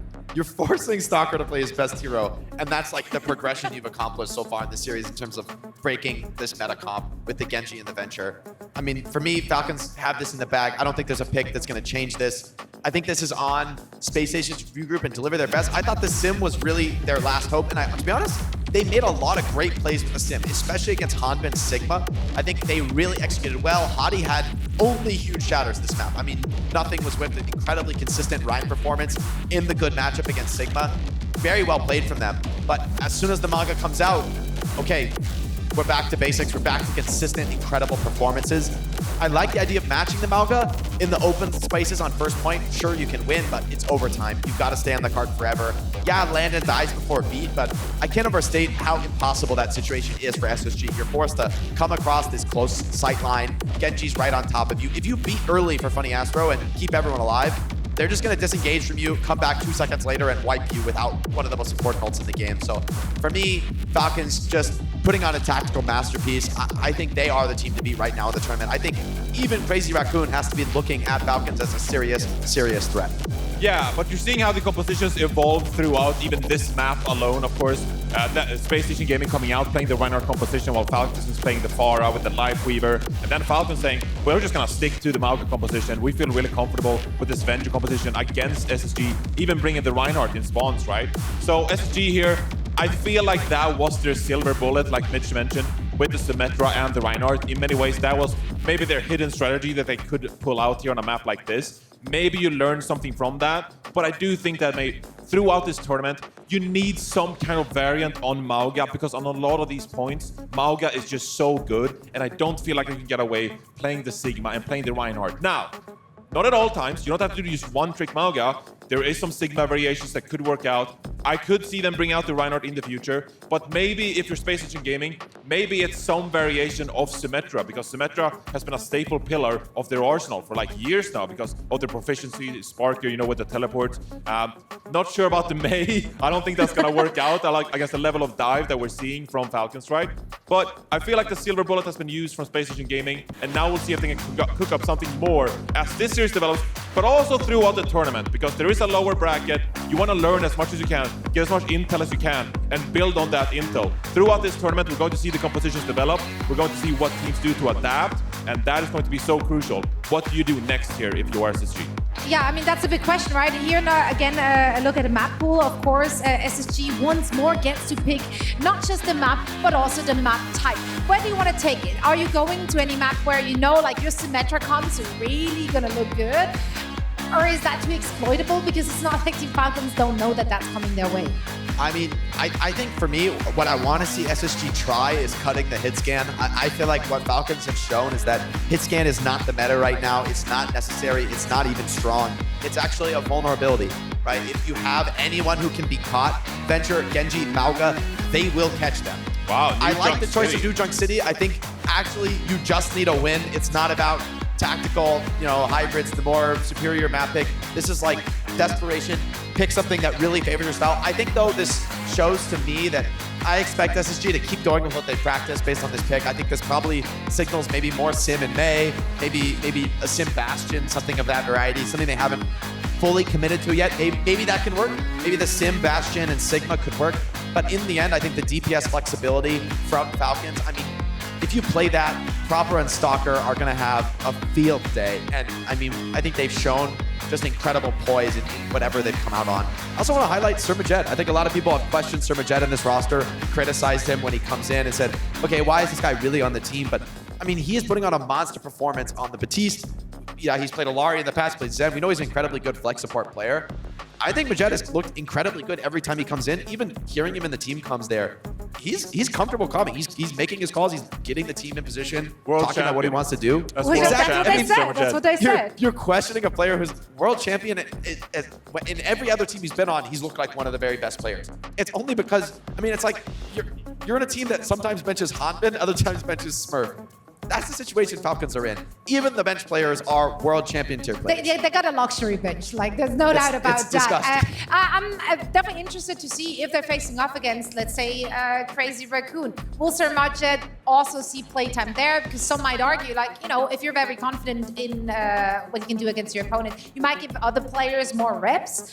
So far, we've seen a lot of Surmajet, actually. Obviously, he is a world champion. Like, you know, it's not a bad problem to have. A luxury bench. For sure. Yeah, so now we know which map we're heading to. That means that we are getting ready for our next match. And for all the action, we once again hand it over to our friends, our casters, our words, yes, many words, all of those things. Superlatives. Surely you can do better than that. My goodness. Our wonderful wordsmiths. Yeah. Welcome. Yes. yes. Jake is so good. Yeah, he did really good there. Great. That was nice great, job, Jake. Nice job. Thumbs up to you. Okay. I don't think Johnny said anything for the last like 3 minutes. Did he? I mean, if he did, I didn't hear it. I just copied what Mitch said, like the silver bullet thing. I took that from you. Yeah, that was good. It's good. Yeah, I like that. See, there you go. Let's have a look at our substitutions heading into our next map here. Because, of course, for SSG, they are running out of room to make it happen. Unsurprisingly, we saw Marched leave the stage earlier on. He loves to hype the crowd up when he comes in, when he leaves. Vilda will take his place. And I suspect that Smurf is also going to be coming in here for Falcons. Yeah, like Jake mentioned, it's kind of, you play on a team that swaps Smurf out of the lineup, which is pretty rare. Same with Hot and Bin, so to see Surmagetta, and he's had great success for a lot of different teams that he's been on, right? So kind of figure out a way to utilize him on this roster, which they have. It didn't seem hard. I mean, the Baptiste is very solid. We know Fielder can play it, but Majed, yeah, definitely. Yeah. New Junk City is an interesting choice. You know, we've talked about how so many teams, right, would obviously go towards Suravasa in the past, where, yeah, maybe there is a next level to the Symmetra, Reinhardt, different compositions that you have cooked up. The Bastion's a pretty decent shot. I think that was Jake on the desk making that point. I think the Bastion, potentially an interesting look, but that also feels like that's something that will inevitably be solved by Falcons. the Symmetra play in general. It's pretty hard to solve when there's these TPs that come from very random areas. It's kind of hard to predict when these fights are supposed to begin or prevent individuals from getting picked off. Your tank from getting run up on, or your backline getting flattened. No one outside of this team, and maybe actually the Shock last year also did experiment a lot with the sim play with like the Rhine comps. And found some success there. Their matchup against Hardy's team at the time, obviously that London core was very compelling as both teams were trying to use Symmetra to outmaneuver each other. I don't think Falcons are locked into the mirror here on New Junk City. Last chance saloon for your Space Station gaming roster. EMEA's #1 seed at risk of falling to the lower brackets. Still, like we've talked about throughout the series, they've been pretty competitive against Falcons. Falcons #2, obviously, from APAC, where it's definitely proven that, hey, a team that is not, at the level of Falcons, which you kind of look through the roster of teams here, not many are, you're going to make noise if you're Space Station Gaming. I think, though, this is important. They talked a little bit about this on the desk. It feels like you need a MAGA look, right? You can't probably get by with playing Ryan, Winston, Ramatra, Sigma. You need to have some kind of variation here with MAGA. So it'll be Space Station Gaming using this is kind of compositions they would run the Reinhardt with, but just having the MAGA in play. Stalker again on the venture. That's right, that variation. Just switching the MAGA for Ryan, still having that Sim TP availability, and Kiriko here for Landon. Yeah, and I'd love to know, yesterday when we saw Falcons, and we were talking about it in the back earlier today, they look so good running this composition with Yana in the mix, and today they've dropped Yana a lot, right? They've gone with the Baptiste in a lot of these different kind of compositions. Yeah, a bit of a adjustment for them, I think. Maybe just really fancying having some form of immortality. Kiriko maybe not where they want to be. Just some tickles here from both sides here. Falcons threatening to capture the point with Proper being sent down there. And he is able to get it. So Space Station needs to use Proper's absence now to their advantage. And Immortality Field getting picked off very early for Falcons, so a little bit concerning. Sparker dives on in though. Good pressure on Smurf. Hardy able to trade it out though, of course. His backbone was removed just prior by Stalker, who really isn't favoured in the matchup against Venture. Proper, there is not a fight that he is seeing he doesn't like, as he will get really deep and aggressive. Really more aggressive than a lot of the other Genjis that we've seen in the past, right? He will dash on in, right click. Loves the 1v1 duels with that Genji, so a fast fight win for Falcons. And they also build up. I mean, they have one more fight here on this point, right? Space Station double support ult, but they might only get one extra fight here on this first point. They've got Blade to work with here, and Proper's probably feeling better only having to deal with Kiriko and then Suzu instead of the Immortality Field, which demands attention to be removed. Here's Stalker, goes ahead of the Ant Matrix right now. All of Space Station playing together on the low ground. They've not gotten value from the Kitsune rush at all yet. Near Stalker, popped up, looking good, but that was a fantastic stop from Hardy. He just doesn't have the health, and Proper here is going to make it a nightmare for Space Station. They're all far too low to be involved any further in this fight. Sparker knows he may as well feed himself to the beast. That'll be the first flashpoint here over to the Falcons. They end up having to use a decent amount of ultimates there towards the end, so slight advantage potentially for Space Station Gaming coming into our second flashpoint, but having nobody die, right? Being able to run over there rather quickly, the nice spawn advantage here. Falcons will be able to set up. Overclock for Sparker. And Symmetra wall here, pretty important, but Falcons usually are just going to want to push past it anyway. Just like this, in fact. Hardy trying to counter stomp him. Stalker unaffected by it. Cage fire thrown down. Hardy really wants this engagement. Space Station definitely get favourable footing in this fight. We're going to turn this into a flashpoint take.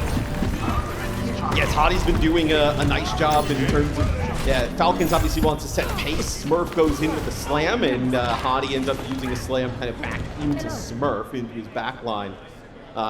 It's a long distance immortality field thrown in there for Falcons pretty consistently right after Smurf, right? You throw that immortality field in, keeps the MAGA alive, MAGA cardiac overdrive, regen first, you start to cycle those abilities yet again. Here comes Falcons on the retake attempt. Ant Matrix up for Fielder. Fatal will have his in a moment too. Here comes Smurf, looking for a stomp here. Has to go through the Ant Matrix to get past it already though. Now Space Station can't use it whatsoever. Sound barrier being drawn out. Chio doesn't have his yet. Yes, cage fight for Falcons though. Chio can't get beat in time. That's 2 lost fights in a row. That's a flashpoint virtually given up. It's a really nice symbol there from Backbone. So Smurf's cage fight does negate Landon's and Matrix on the other side, right? But that cage fight comes down, and then that sim wall comes in from Backbone, kind of splits everybody off. As for Falcons, there's no way you're gonna. I mean, landing the beat there would you have proper on one side of the wall. Yeah, you get broken up. So you're not gonna end up using that ability there. They're gonna give it up, and now you're gonna see them bring the Ana into the mix. So this is the kind of composition that at least we were watching the other day and talking a little bit in the back that we thought had a lot of explosive value in it. So see if they can make it work here. The comp that's really interested in healing this Malga setup. Again, cardiac overdrive, nullified to some degree by the grenade. The fielder consistently was getting like 3-player bio grades the other day. Thought about lining one up there. That would have been a little too speculative for someone as careful as fielder. Like have Blade, right? If you know they're coming through this choke, stomp Blade. That's going to be 2 players in with a bio grenade. That's going to be the immortality field out straight away, but no healing can go into Sparker, so you're going to lose him instantly. You saw that Sim TP come up preemptively, so Spacestation had a good feel that Falcons were going to try and dive on them right there. They just aren't quick enough to get out. Fast fight win there for Falcons. He starts to work through these chokes, right? Without a Sim TP, so that's going to actually see Landon switch over to the Rico. So you need that cleanse, right? You had both players get hit with that bio right away. It was Sparker and Hottie. You had to use that immortality field straight away. As soon as it's gone, I mean, both those players are dead, right? So you're better off with the cleanse here. Forcing Landon off the back piece. Good start here for Falcons. Can they capitalize on it? Stalker clears TP away. Look how safely he can do damage with that ultimate. Cage fight deployed here for Hardy, but he's locked himself in with the beast. Smurf getting a nano from fielder. Virtually unkillable with extra durability. The charge in is good. Straight to the back line here, and even a power slide. Roasted Sparker out of harm's reach. That's another one for Falcons here in Space Station. And one last chance to have any sort of fight on this flashpoint. It's like that's a really fast nano build there from fielder as well, right? It's like one and a half fight. Yeah, one fight. Yeah, one fight.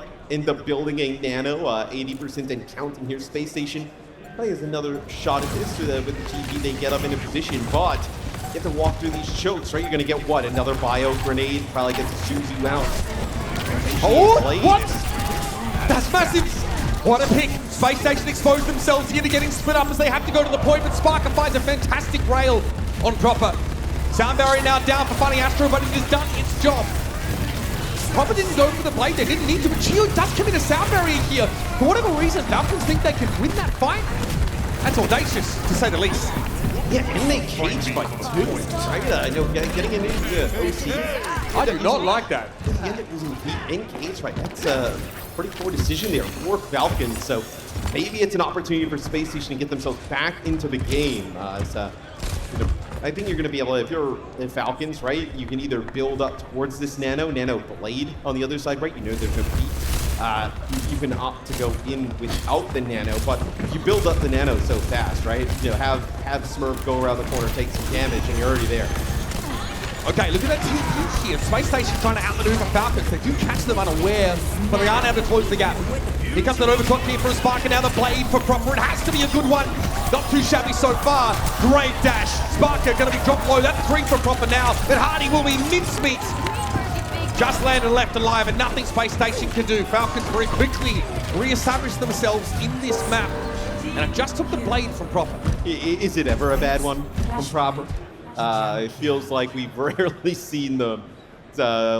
Never really kind of misses with that blade. Is now fielder actually goes over. Yeah, what do you make of that? So, look, the Kitsune Rush obviously extremely effective. When we were talking to the back, Jake was actually making a really good point with the Venture Ultimate with the Kitsune Rush. You can actually shoot so fast. Yeah, kind of like jungle players. Charges quicker, and Venture's is really strong. So with that Ultimate as well, as Sparkle finds one off the rip. This is going to be the sim wall. Split players up. They really focused Hardy there. Smurf goes deep for that kill. Landing falls the Stalker though, who was able to pop ult at the start of that fight. Fielder in a bit of a compromising position. That's to put it lightly. Will get taken down. Stalker dives in. Slows this down a little bit. Gio won't be picked off and we'll be able to get Falcons back in position. And also fielder can be very aggressive here with Proper into the backline, right? With Proper. Now Stalker actually going over to the far right here. So Bar versus the Sojourn here, and also, I mean, there's not really like a great response from it on the other side. So there's no roof here like there is on Bomb Slams. Junkyard a bit more open top, so they can play through that. Hardy though, cage fight. Gonna make it hard for Stalker to interact in this fight. Sour barrier though for Falcons, and Proper's able to find 2 already. Kitsune Rush doesn't even really help Space Station. They used both their support ultimates. They were convinced they had the answer in this fight. Hardy able to find something though. Cardiac Overdrive easy. Forcing Stalker away. Proper's going to hold on to the blade for the time being. Do you go for a rush here? No, not with Fielder. So low. He's going to fall. 100%. Hardy's still healthy enough now, but Proper's able to find Landon. Now there's no support left for the Malga. Falcons already flipped the point back midway through that fight, and that's an odd application of a Pharah ultimate, if I maybe so bold. I mean, yeah, look, Malga gets Cardiac Overdrive. Who cares about his support or not? Getting that type of position. So, and also, I mean, what you know, you're not going to get a incredible value out of Rocket Barrage. Right? You get that kill, split the point. You prevent them from coming back with a support or, you know, a crucial TP through a wall, a Suzu. Now you're giving a 4%, right? There's no answer to use Proper Blade. He's going to use it straight away. Sparker trying to set up, trying to find the chance to get that overclock, but Proper knows exactly where he needs to be, and he collapses upon the Sojourn. The entire support structure of Space Station crumbles.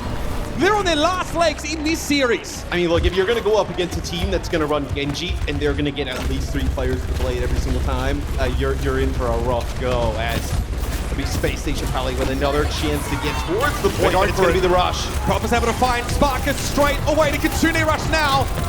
Propels Falcons forward, and Space Station can only try and backcap. Backbone gets there, but won't be able to complete it. It'll be staved off, and who else can stand up in his absence? There has to be a recall. Backbone doing everything he can to try and keep this round going, but it might be too much to ask. Landon gets there, swift step to get to the point. Malga, neutral knockdown as Hardy now will fall. Cardiac Overdrive barely prolongs his lifespan. Funny Astro now falling, and no chance for Space Station. Falcons advance in the upper brackets. Really good showing here for Falcons.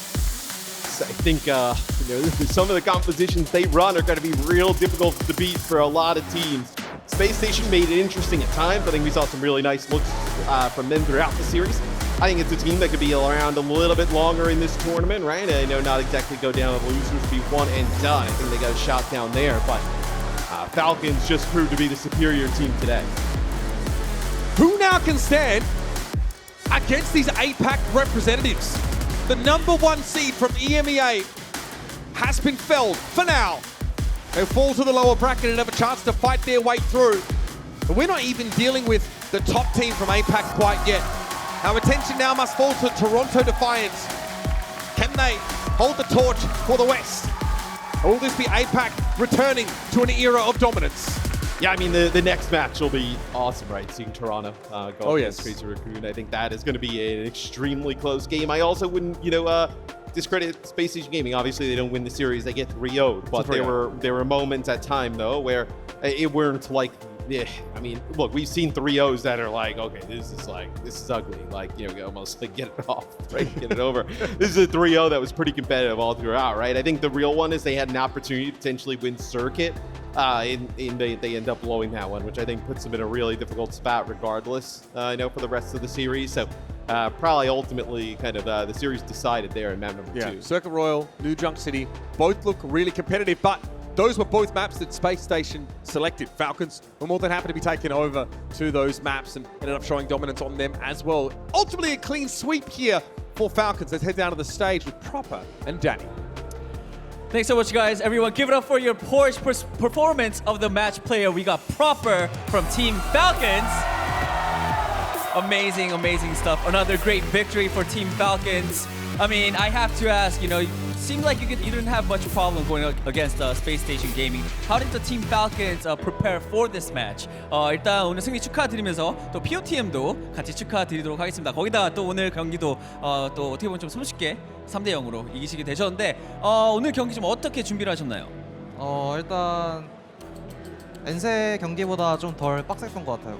덜 빡셌나? 네, 그래가지고 그냥 생각보다 수월하게 이어가지고 딱히 준비는 별로 안 했고 그냥 엔세보다 못한다.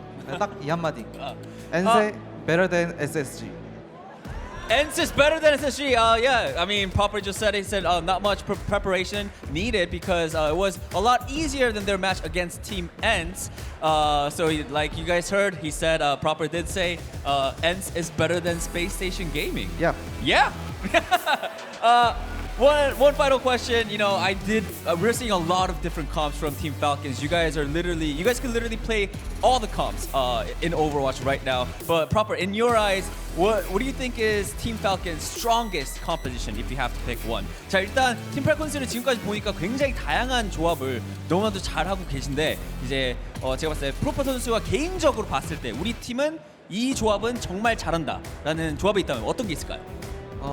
아무래도 제가 겐지를 좀 자신 있어 하고 그다음에 겐지 할 때 제가 좀 주도적으로 팀 운영이라든지 궁 운영 사이클 이런 거 다 제가 주도적으로 할 수 있어가지고 겐지 넣은 조합이 좀 자신 있는 것 같아요.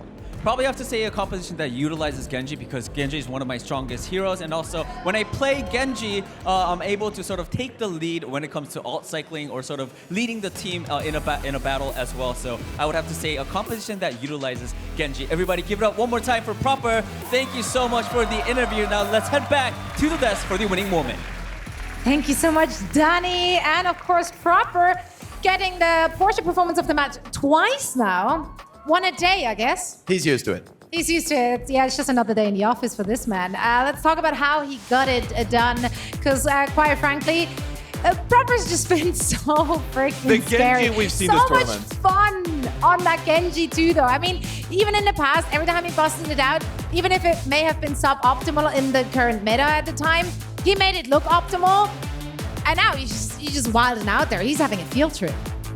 I mean, Proper's Genji is a serious beast to behold. I think he's one of the very best in the world on the hero. You pair that with a player like Smurf on tank, supports like Fielder and Chio. I mean, the consistency is really unmatched on Genji, a hero that historically has always struggled with consistency, always struggled with continuing to deliver fight after fight, being too reliant on the Dragon Blade. Those criticisms are just falling on deaf ears when it comes to Prophet. Yeah, but looking at SSG, this performance though, I feel like they were building towards something. I feel like they learned a lot from this series. Yes, they go down in a 3-0 fashion, but Falcons is looking like, of course, a top 2 team right now with Crazy Raccoon. We saw this Mauga come out from SSG here on Circuit Real, but also on New Junk City. And we saw that Backbone still was playing the Symmetra. This is pretty much what I called for in the game break. I think they need to build on this Symmetra. This is pure brawl. And you know, historically, Spacestation, they have been really strong on these brawl compositions. They can't match Falcons with the double flex. It's so hard to come out and play Venture and Genji like this, and it's truly one of the unique things that Falcons can push up. So it is really hard. I don't feel like Spacestation has a true answer, but I feel like you can build on this Symmetra composition. I feel like it's something you played so much in the past, and you need to get comfortable with what's been done in the past, because you can't just go up on stage and just play stuff you haven't practiced, right? We know that Spacestation, they know how to brawl. They're really good when it comes to the Symmetra teleporters and utilizing, getting the most out of that hero. I'm not saying it's the most optimal, but it's what Spacestation does best. And in the lower bracket now, they need to do what they do best. And I think they can build on that composition on New Junk City, even though they go down. I mean, looking at the winners here, though, Team Falcons, Jake, obviously the composition is something we've talked a lot about these past 2 days now. But looking at the way they're approaching those team fights and how they're closing out points on Flashpoint, for example, that really is a sight to behold. Yeah, I think Falcons have really mastered the Flashpoint, one of our newest game modes in Overwatch. You look at the way they close out points, always at the end of the round, they are nowhere near the point as they control it. They know you're going to send somebody to touch the point. It's overtime. If you don't, you're done. So it's a foregone conclusion. You'll be sending one player to touch the point.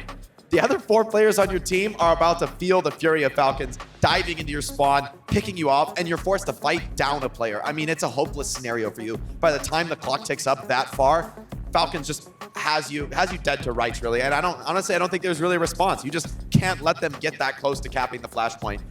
For me, I think Falcons looks like the best team right now. I think Proper's skill on the Genji, I mean, this is your, quote, hitscan player, right? This is your, quote, hitscan player. He's super flex. He's a hyper flex. Exactly, exactly. But he's been in the hitscan role. And so to have a comp that is not using hitscan, I think hitscan is not really strong right now. I think with what the Falcons have shown, I think this is the meta. I think Crazy Raccoon, Toronto Defiant, maybe these are the teams with players like Lip and Merit that can make hitscan work.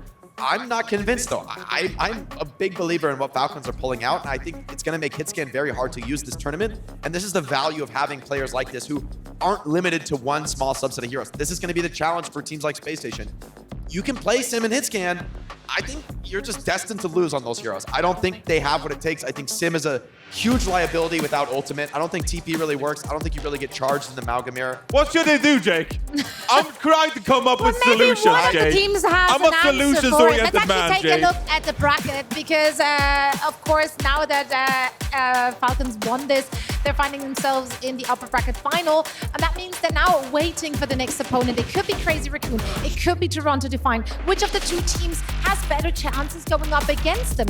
Because they likely will not be utilizing a Symmetra. Okay, Jake, what are they going to roll out? I'll give you a breather here. I think that Crazy Raccoons are probably going to be Toronto Defiant, and we'll see that matchup. So you don't have to say it, Jake. We'll see the two Korean teams play against each other. So what do you want to see from them, though? From who? From any of them. Like, do you think? I mean, obviously, Crazy Raccoons, they're not gonna try for a Symmetracon to take down what they've seen from Team Falcons. So, what are Crazy Raccoons doing in order to take down this I think that's a really good specific question threat? because as good as Lip is, and I think he's the best hitscan player in the world, this is a thing repeatedly with Falcons now. They are pretty much the only team in the tournament that can play this Venture, Genji, Brawl composition to its absolute potential. So if I'm Crazy Raccoon, I'm like, well, we still kind of like playing Dive. We still kind of like putting Lip in a position to play his best hitscan heroes. So they have to find perhaps an alternate composition to deal with what Falcons is playing right now. And I think that is why some of us are saying that Falcon is probably the best team in the tournament right now, because we haven't seen a team find a solution to what they're currently playing. Crazy Raccoon would be the team, though, that could put up a really solid fight against them. But first, they have to take down Toronto Defiant. That is going to happen right after the break, or maybe it's not happening, actually. We're about to find out. First things first, quick break for all of us, and then we're back with all the action, so don't go anywhere.